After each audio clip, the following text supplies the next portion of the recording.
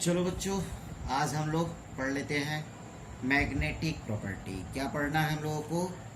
Magnetic property. ठीक है, जैसे हम लोग पहले क्या पढ़े हुए थे? कंडक्टिविटी ना। तो आज हमें जानना होगा magnetic properties of solid, crystalline solid की मैग्नेटिक प्रॉपर्टी। जैसे मैग्नेटिक प्रॉपर्टी यानी उसके पास मैग्नेटिज्म हो, उसके पास मैग्नेटिक बिहेवियर हो, इस तरीके की प्रॉपर्टीज को हमें पढ़ना होगा। ठीक है, यानी आप ये कह सकते हो कि कोई सब्सटेंस अगर है उसके अंदर मैग्नेटिक प्रॉपर्टी है तो वो मैग्नेटिज्म शो करेगा। यानी मैग्नेटिक फील्ड में वो वीकली और स्ट्रांगली अट्रैक्ट होगा, रिपेल होगा, है ना। कोई भी सब्सटेंस आपका मैग्नेटिक बिहेवियर रख रहा है यानी उसके पास मैग्नेटिक मोमेंट होगा। क्या होगा? मैग्नेटिक मोमेंट होगा, है कि नहीं? तो आप ये जानिए कि कुछ सब्सटेंस जो मैग्नेटिक फील्ड डेवलप करते हैं, जिनके पास मैग्नेटिक फील्ड होता है, तो मैग्नेटिक फील्ड डेवलप अगर होते हैं वहां पर, तो आप ये कह सकते हो उनके पास मैग्नेटिक प्रॉपर्टी होती है। तो मैग्नेटिक प्रॉपर्टी होती है तो उसी मैग्नेटिक प्रॉपर्टी के बारे में आपको जानना होगा। जैसे कुछ सब्सटेंस होते हैं जब मैग्नेटिक फील्ड में रख दिए जाते हैं तो वो क्या करते हैं, मैग्नेटिक फील्ड में अगर वो उनको रख दिया जाएगा तो वो वीकली रिपेल्ड होंगे या वीकली अट्रैक्ट होंगे, ये भी हो सकता है। तो सॉलिड को डिफाइन किया गया है, सॉलिड को क्लासिफाइड किया गया है, डिवाइड किया गया है। किसके बेस पर? मैग्नेटिक प्रॉपर्टीज के बेस पर। यानी मैग्नेटिक प्रॉपर्टीज के बेस पर सॉलिड को डिवाइड किया गया है, डिफाइन किया गया है मेनली 3 टाइप्स में। क्या क्या? एक हमारा होता है पैरामैग्नेटिक, दूसरा हमारा जो होता है फेरोमैग्नेटिक, और तीसरा जो होता है हमारा डायामैग्नेटिक। मेनली सॉलिड सब्सटेंस को 3 ही भाग में डिवाइड किया गया है, बट ये फेरोमैग्नेटिक के कुछ और भी को पार्ट पढ़ते हैं। तो फेरोमैग्नेटिक आपका एंटी फेरोमैग्नेटिक में कन्वर्ट हो जाता है, फिर वही फेरी मैग्नेटिक में भी कन्वर्ट हो सकता है। तो यानी आप ये कहोगे कि फेरोमैग्नेटिक प्रॉपर्टी में आपको 2 और भी जानना पड़ेगा। ये अलाइनमेंट ऑफ मैग्नेटिक डाइपोल्स के रिस्पेक्ट से इनको डिवाइड करते हैं। तो सबसे पहले आप जानिए मैग्नेटिक प्रॉपर्टी क्या होती है।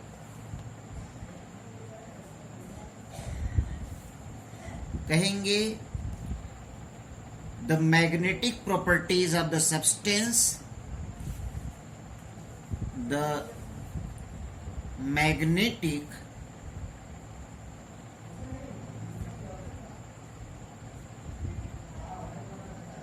property of the substances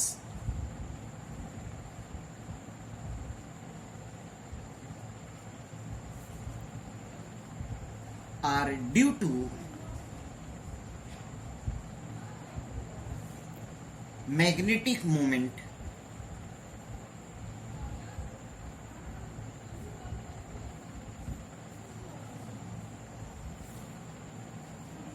associated with each electron present in it, associated with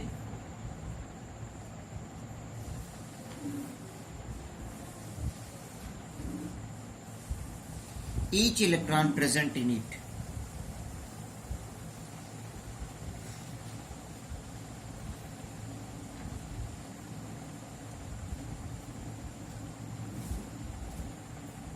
है कि नहीं? यानी magnetic property of the substance होता है वो मैग्नेटिक मोमेंट जो एसोसिएट होता है with each electron present in it, इसके रेस्पेक्ट से होता है। Each electron in an atom has magnetic moment because of 2 reason. यानी आप ये कह सकते each electron in an atom each electron in an atom has magnetic moment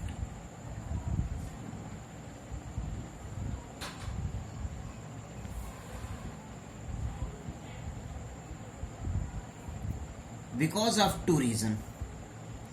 Because of two reasons, यानी कि जो भी इलेक्ट्रॉन होता है एटम का, उसके पास मैग्नेटिक मोमेंट होता है, उसके लिए दो रीजन होता है। उसके लिए दो रीजन होता है। क्या रीजन होता है वो आप जानिए। That is orbital motion of electron, orbital motion of electron around the nucleus,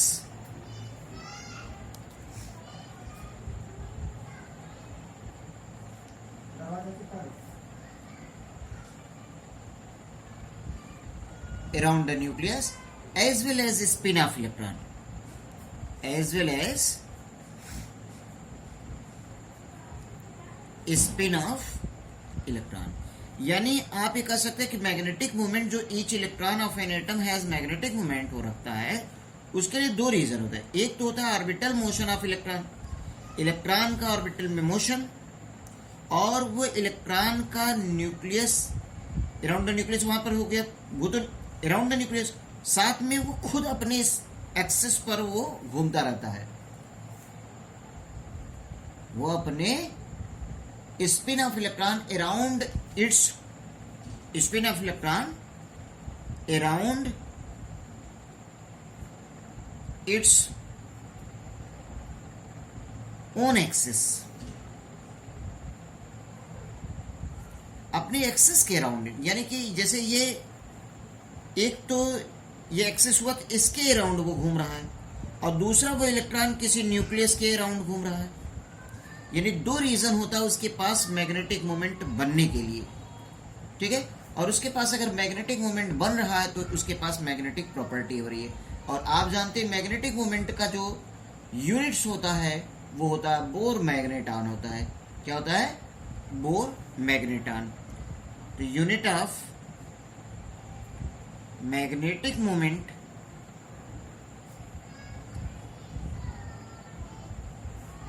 वो क्या होता है? बोर मैग्नेटॉन होता है, ठीक। तो आप ये कहोगे कि सॉलिड सब्सटेंस को डिवाइड किया गया थ्री टाइप से on the basis of magnetic properties. यानी on the basis of magnetic properties solid substance can be classified into three types. Solid substance जो होता है वो क्लासिफाइड होता है थ्री टाइप्स में। On the basis of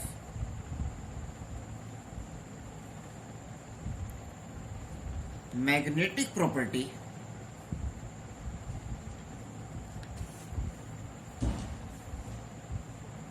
solid substance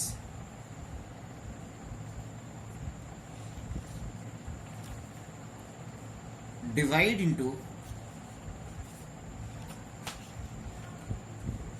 three types।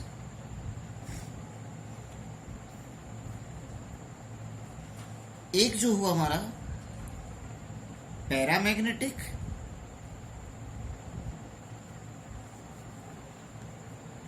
दूसरा जो हुआ फेरोमैग्नेटिक,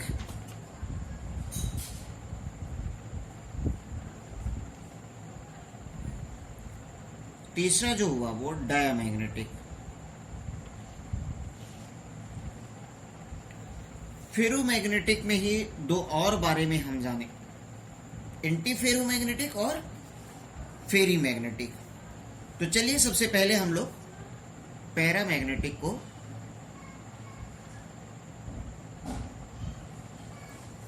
देख लेते हैं कि ये पैरामैग्नेटिक हमारा है क्या।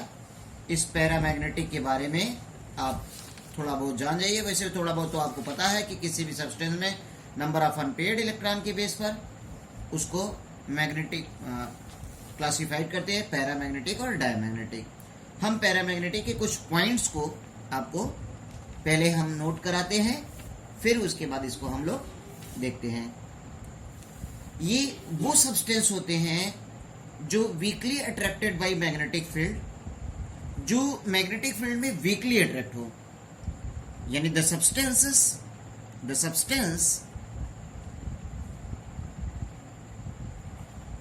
which are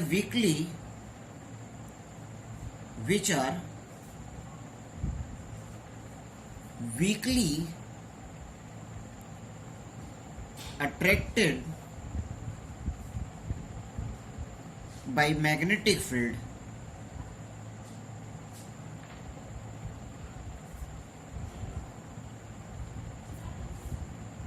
जो वीकली अट्रैक्ट होता है मैग्नेटिक फील्ड में। क्लियर? फिर आप कह सकते हैं इनके पास क्या होता है, परमानेंट मैग्नेटिक डाइपोल्स होता है due to presence of unpaired electron, यानी possesses permanent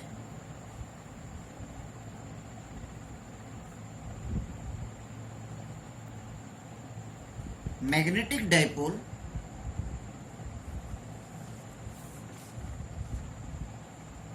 permanent magnetic dipoles, clear, due to the presence of unpaired electron, due to the presence of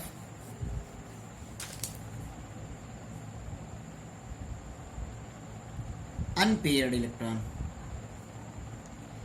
एक और भी बात हम कहते हैं कि मैग्नेटिज्म इसका लॉस हो जाता है इन absence of magnetic field, and magnetism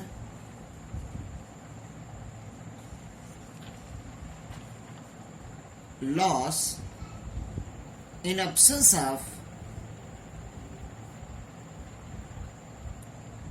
magnetic field. Magnetic field के हट जाने पर इनकी मैग्नेटिज्म खत्म हो जाती है, पैरा मैग्नेटिक होते हैं। कैसे होते हैं? पैरा मैग्नेटिक होते हैं। क्लियर? ये पैरा मैग्नेटिक आपके क्या होते हैं? एक तो वीकली अट्रैक्ट होते हैं मैग्नेटिक फील्ड में, पॉसेस परमानेंट मैग्नेटिक डाइपोल्स होते हैं due to presence of unpaired electron, और ये लॉस कर देते हैं मैग्नेटिक प्रॉपर्टी, मैग्नेटिज्म को लॉस कर देते हैं in absence of magnetic field. ठीक, अब हम दूसरा पढ़ लेते हैं, फेरो मैग्नेटिज्म या फेरो मैग्नेटिक। ये स्ट्रांगली अट्रैक्ट होंगे बाय द मैग्नेटिक फील्ड। क्या होंगे? Strongly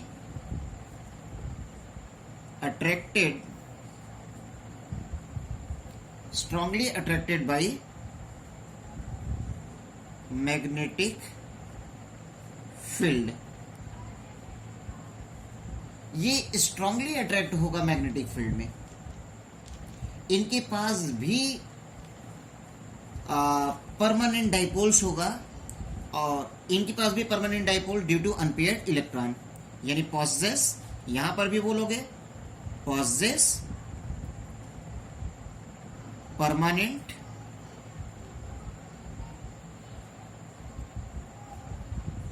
dipole due to the presence of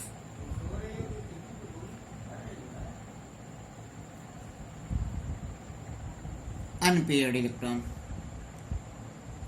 unpaired electron की प्रेजेंस होने से इनके पास भी परमानेंट मैग्नेटिक डाइपोल्स होगा। क्लियर? और इनके पास नंबर ऑफ अनपेयर्ड इलेक्ट्रॉन जो होता है वो ज्यादा होगा पैरामैग्नेटिक के। Number of unpaired electron more then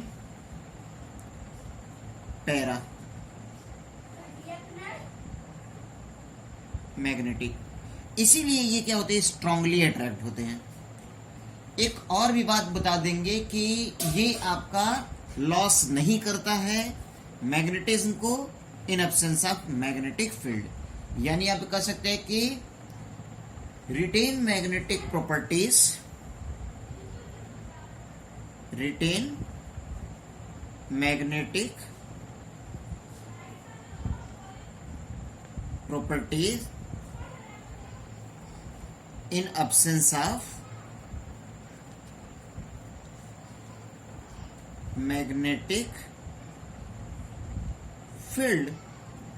magnetic field में भी ये रिटेन रखता है। ये क्या करता है? रिटेन रखता है अपनी मैग्नेटिज्म को, मैग्नेटिक प्रॉपर्टी को रिटेन रखता है मैग्नेटिक फील्ड में। एक और भी बात जानिए,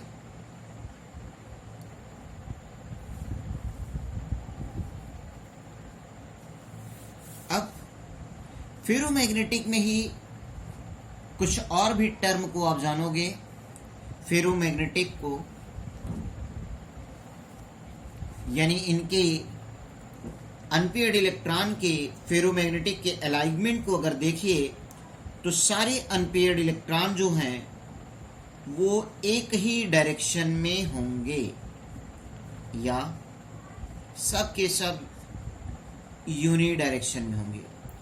अगर ये अनपेयर्ड इलेक्ट्रॉन के डायरेक्शन ये यूनि डायरेक्शनल न होकर के कुछ चेंज हो जाते हैं, जैसे अगर if alignment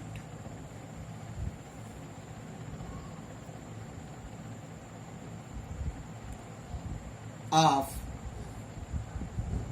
magnetic dipole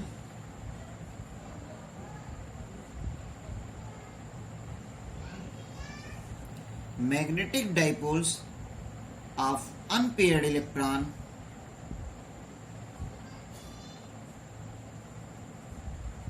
change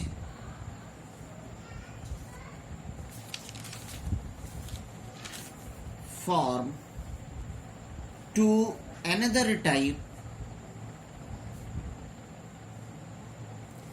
एक हमारा आ जाता है anti ferromagnetic, anti ferro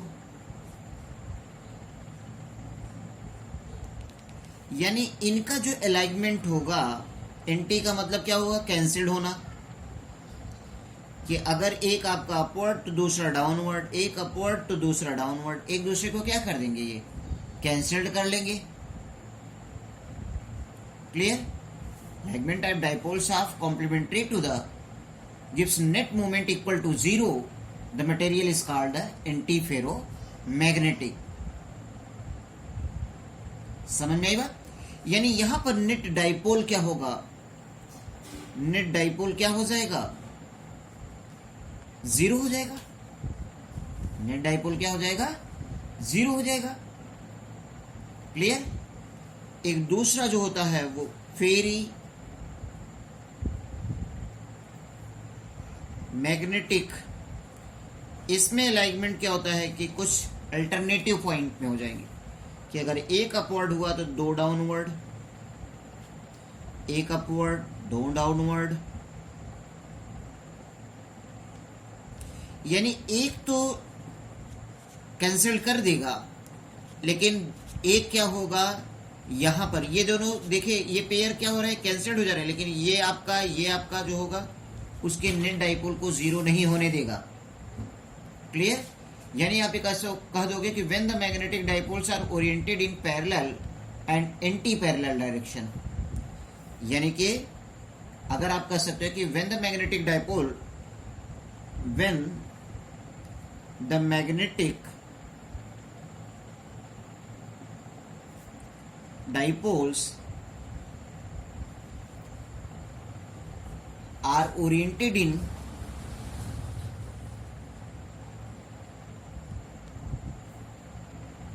parallel and anti-parallel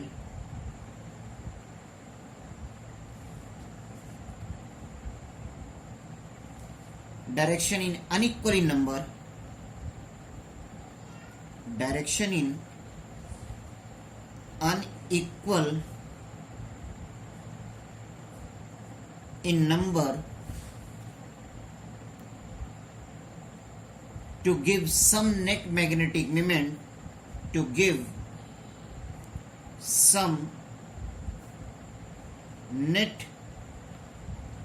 magnetic moment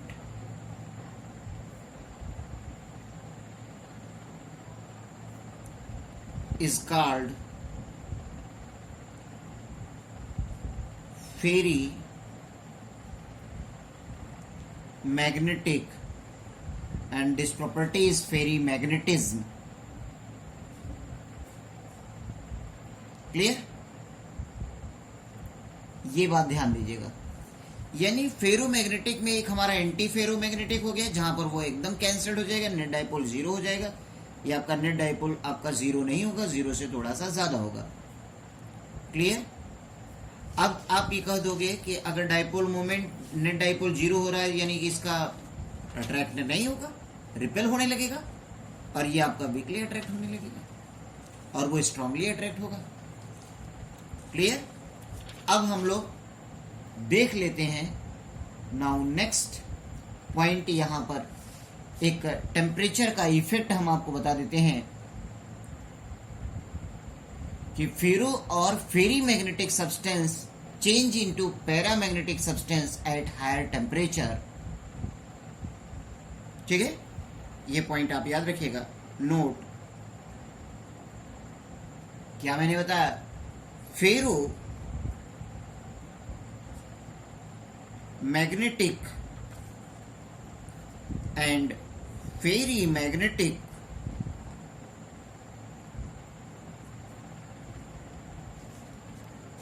substance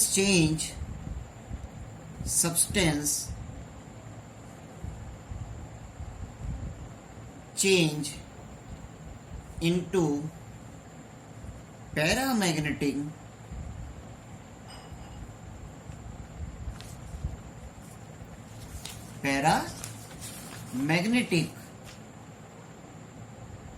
at higher temperature